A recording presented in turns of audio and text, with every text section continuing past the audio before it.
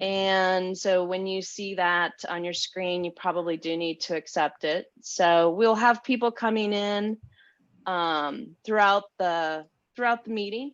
So if you would just take a moment, I have turned the rename feature on, and if you would just take a second to rename yourself, just to make sure it's your first and last name. We do have a few people on the call that are sort of managing our systems, and we just want to make sure that we identify who's joined us today and who we need to reach out to, and who we need to follow up with. So if you could just take a second to rename yourself. And again, as we're starting to get people to come into the room, we'll start here within the next couple of seconds. I think we've got about 21 people that might be joining our call. So thank you for taking the time out of your day. We really, really appreciate it. And so to be respectful of your time and the fact that we're teachers and some of us have to go back to a class, I'm going to go ahead and get started. I'd just like to take a second to introduce myself and then introduce my colleagues that are also here on the call. My name is Jennifer Norman. I'm one of the Catalyst teachers. I'm also a technology coach up here in our technology office here in the high school. Eventually you'll get to meet everybody, but also on the call is Martin Williams, Ashley Quark, Paul Booth, and then our community outreach leader is Shireen Fahmy is also with us. So later on, you'll get an opportunity to meet them as we go through some of our program here. So just an overview of what we'd like to do is we want to explain this program to you of something that we've started last year, something that's been we deem extremely valuable to our Catalyst program. And then potentially what role you can play as a mentor in helping our students move their projects forward. So I just like to start off with trying to define for you what Catalyst is, because depending on who you talk to, you're going to get a different response from everybody. So collectively from our program planning guide, Catalyst is a class that all students will take, and they will immerse themselves into a project of their choosing, where they not only get to select it, but they get to plan and they get to work towards their end goal.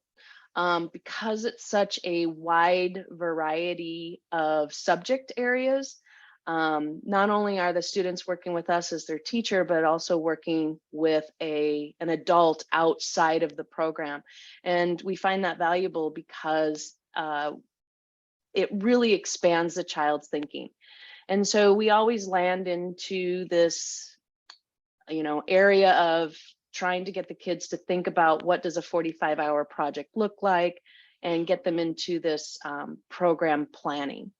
So I'd like to now pass this off to my colleague, Martin, if you don't mind chiming in. Yeah, welcome. My name is Martin Williams.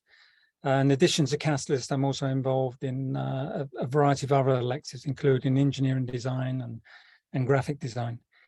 Ashley and Paul are going to talk a little bit more about what the lenses for selecting a project are from the student point of view. But I just wanted to sort of touch upon the idea about what the project isn't as much as what it is. And I think the key to this is we tend not to get involved in conversations around perfection. We really want students to move out of their comfort zone. And for them to be able to do that, they have to sort of learn how to self-assess themselves and sort of start to assess what good enough means. And it's a sort of a dangerous concept in some ways, because good enough sort of can also imply not good at all.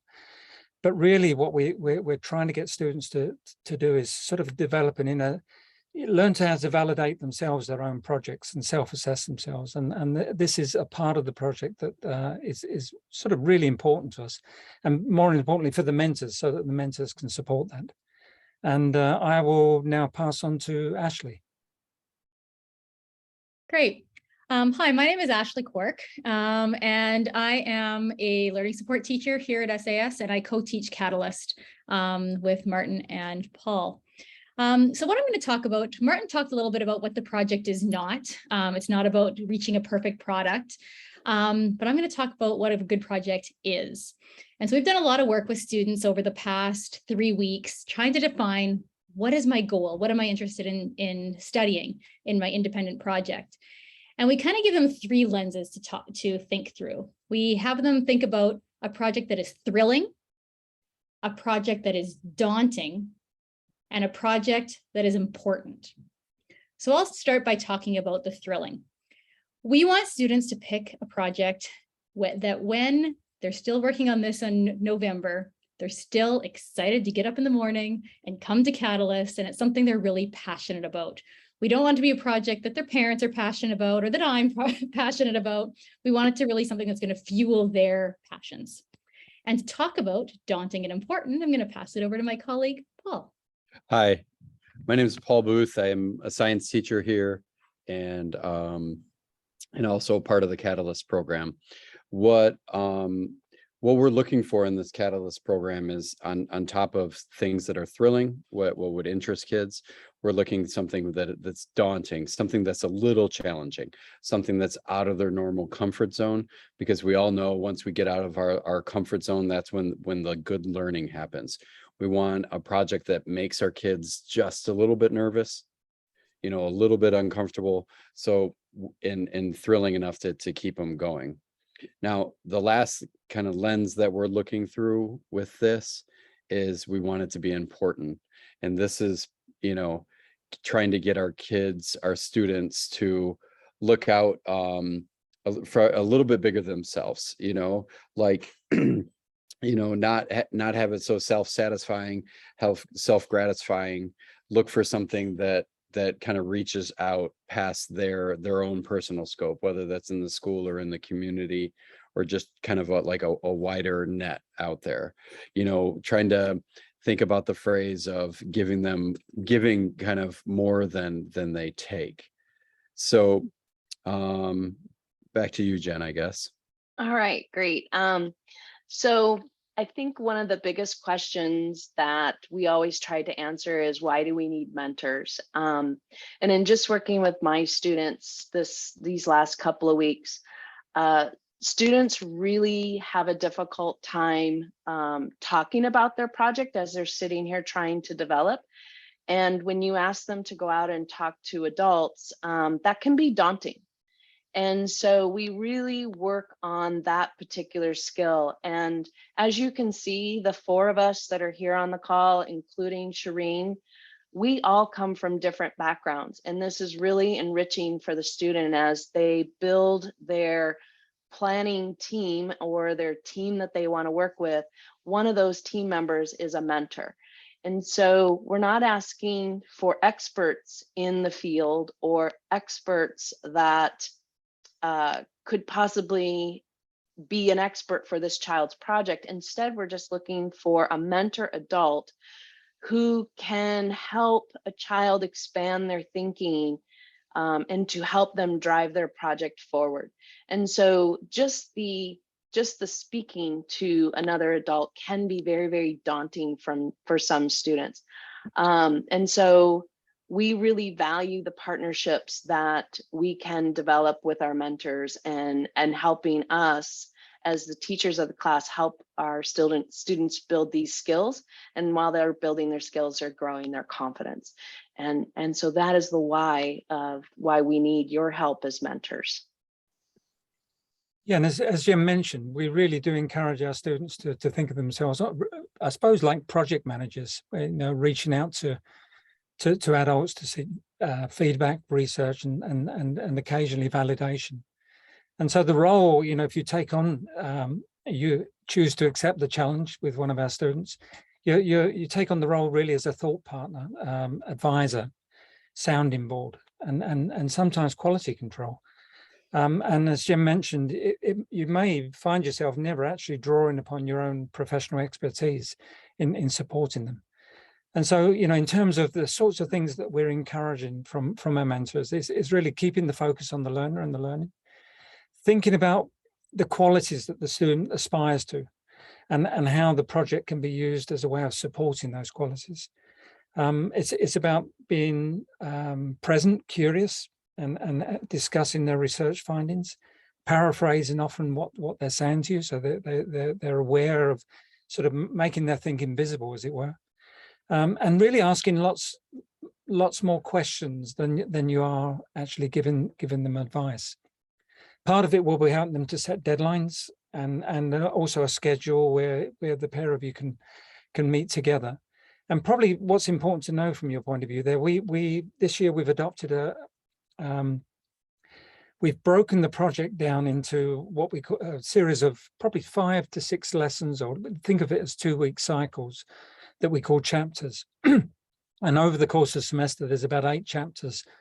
And at the end of every chapter, students are asked to self-assess themselves, think about where they are, and set some goals for the next few weeks. So rather than asking students to think about the project in its entirety over the course of a semester, we try and get them to break it up into small parts. And so from your point of view as a mentor, the documents they're working from can be shared with you, and you can get a sort of an intimate view of how they're thinking about the project, and therefore how you can best support them. Awesome. Thank you, Martin. Martin talked about some of the, what this might look like for you as working with a student. And with that, I think it's important for us to also address child safety. We have a full-time safeguarding lead here at SAS beginning this year, and making sure that our students are safe is of utmost importance. So one of the ways we've done that is we're trying to narrow our mentor pool to people who are members of our SAS community. It doesn't necessarily have to be a parent, but it might be the spouse or partner of a teacher at the school, but people who are somehow already invested in the community, because we feel like that's one way that we can help ensure students are safe in these interactions with their mentors. And then you'll be meeting with your students who you're matched with, either in person or on Zoom. And we can get into the intricacies of this later, but we do have specific things in terms of some parameters for when you're meeting kids on Zoom calls, just to ensure that parents and us are informed of the Zoom call, to ensure that child safety is number one in all of these interactions. Yeah, and we have a budget for Catalyst, and what that means as a mentor is that there is money available for students. Should expenses arise. So, if there are books or materials that you feel would be appropriate and help support them, yeah, we can sort of draw upon that budget, and it's a fairly healthy budget. So, we have been able to support some quite large projects in the past with that. Just to wrap up the whole session, so my name is Shireen. I'm the community specialist here in the high school. I've had the pleasure to meet some of you, and I've also worked with some of you as well. We are having a wide variety of people that we are that has worked with past Catalyst projects, and also we are happy to welcome new people as well. This project, it's definitely doesn't mean that if you're in the session, you're already committed. You're free to bounce out at any time of the program. So hence if you have any questions, or if you're like maybe not this year or have any doubts or whatever, just get back to us within this week by next Tuesday to say yes, I'm on board, or no, I'm not. But we will also still be sending you a Google form to make it official. And once we have that list in, we will give you the next steps of like matching up. And there's a few more sessions that we will have like this. But please be assured that we will be here at all times. You have all our contact details, and we are happy to answer any questions that you may have. Thank you, Shireen. So at this time, I'd like to thank my colleagues that are on the call, but the chat is open, and I know that we probably have some mentors who were with us last year who are also on the call as well. And so I just really would like to open this up for questions and answers to you. And I invite my colleagues that are on the call, anybody that would like to chime in and help facilitate answering these types of questions. I invite you to step forward as well. But please, if you have a question, feel free to unmute yourself or to type something in the chat, and we'll monitor that.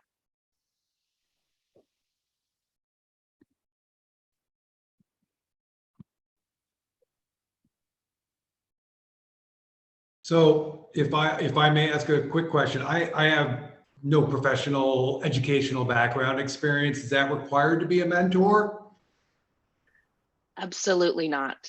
So as Martin had said, really it's about the line of questioning, and can you listen to what the child is saying, and can you ask probing questions to get them to think deeper about their project. And as you start to work with the student, you'll start to learn about not only what they're interested in, you'll get to know them. We call them learning edges, and you'll get to know their mosquitoes. So I'll use 2 vocabulary words from our class right now. So you'll start to see where they need to improve. And so you'll start to see that that's probably part of their daunting phase of some skills that they're trying to learn. You'll want to tap into that. We have files and a website that you'll be able to peruse through all of the children, all of the students' topics. You'll be able to understand why they think their project is thrilling, daunting, and important. And I know that all of us are getting ready to develop elevator pitches. And so really it's about listening, and it's about probing questions. How can you get this child to think deeper about their project and step out of their comfort zone so that the learning and the growth can happen? Great question. Thank you for doing that. I think there's a question from Martin with regards to time commitment required for the mentor.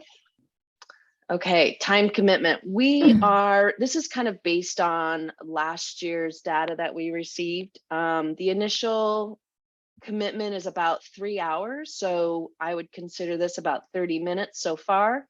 We'll meet again with you to talk about what Ashley had talked about with child safeguarding, how to meet on Zoom. We have to go through the matching process, which does take about an hour. And then after that, it's really up to the child to be the project manager and to reach out to you and to set up those meetings. And those meetings can last anywhere from 15 to 60 minutes, depending on how the conversation is flowing, what the child wants to talk about. On your commitment part is not to plan that meeting. That is the child's responsibility in which to do that. And so it could be, I'm guesstimating more than 5 hours, less than 10 during the semester. And our semester ends approximately December 9th. I'm also seeing another question. So hopefully that answers the question with dates. So we're looking to get started here in the next 2 weeks with doing the matchup process. And what we're asking is that people volunteer for sure to mentor at least one student. In some cases, I think last semester we had people mentoring up to 3. It just all depends on what you feel your commitment level can be. I think more than 3 is probably a little daunting. So if I can use one of our words, so it might be a little daunting, but definitely between 1 to 3 students. So again, what is your comfort level? For the final project format, that's a good question. Right now, each child is working towards deciding what that final project will look like, but everybody will be required, because we are post-COVID now. We have now brought back the in-person presentations. And so we will be doing the in-person presentation model that we had set back in I do believe the last time we did it was 2019. So we'll be bringing that back, and that'll be more information to follow. As a mentor, are you required to attend that? No. Is it nice that you attend that and that your student reaches out to you to invite you? Yes, that's a nice little touch, but are you required to attend? No. And maybe one thing I could just jump in there, Jen. Throughout the semester, we just offer small clinics. So we just come online for an hour, every few weeks, just to answer any questions that you may have, support you in any way that we can. May I clarify your question with that? If you go on for an hour, let's say a mentor has a question, they could just pop on, ask the question for 5 or 10 minutes and pop off. Is that the Yes. format? Yeah. Yeah. And in the past as well, we've had other mentors there as well who've had more experience of this to help answer some of those questions. Thank you.